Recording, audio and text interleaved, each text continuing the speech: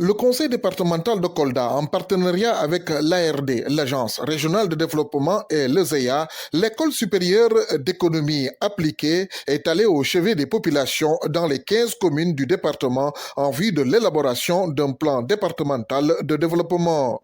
Une équipe du bureau départemental a effectué une tournée dans toutes les communes pour expliquer aux représentants des populations le sens des rencontres qui ont eu lieu dans toutes les mairies.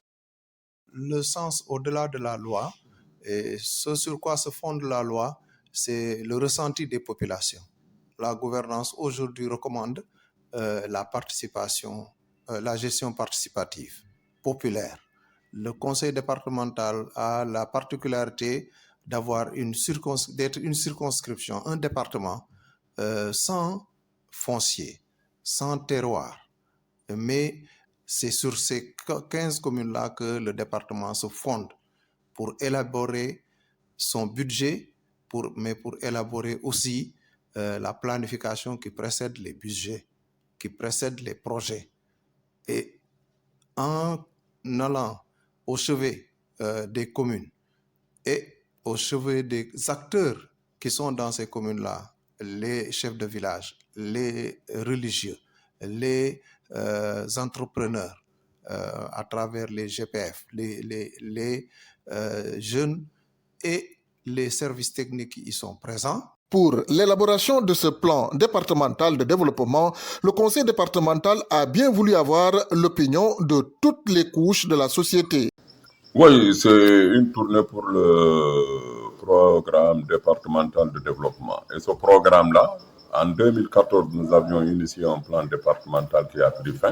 Il fallait attendre après les élections locales pour reprendre notre plan. Dieu merci, on a été réélus. Nous avons pensé qu'il fallait faire un plan départemental de développement. Et cette fois-ci, on a eu la chance d'avoir des élèves ingénieurs pour nous accompagner dans la mise en place de ce plan départemental de développement. Et il s'y ajoute que pour cette fois-ci, on a voulu être inclusif pour qu'au niveau de chaque ménage, de chaque commune, de chaque arrondissement, que nous puissions centraliser les besoins et les préoccupations de développement des populations.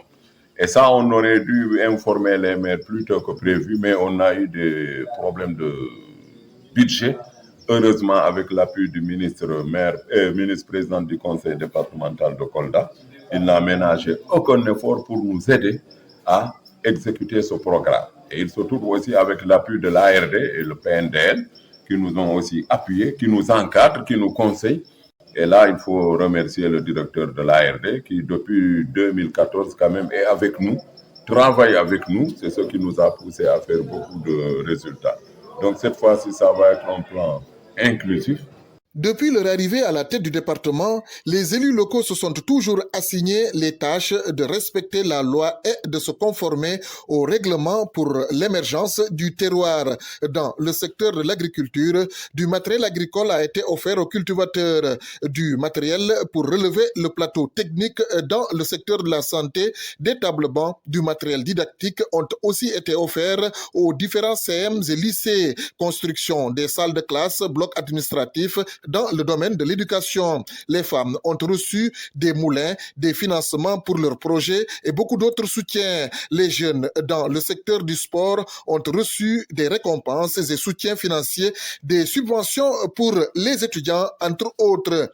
Le conseil départemental, pour concocter un plan départemental de développement, consulte l'ensemble des acteurs pour pouvoir ressortir l'essentiel des besoins, contraintes et solutions préconisées par ces populations pour asseoir un programme pendant 5 ans.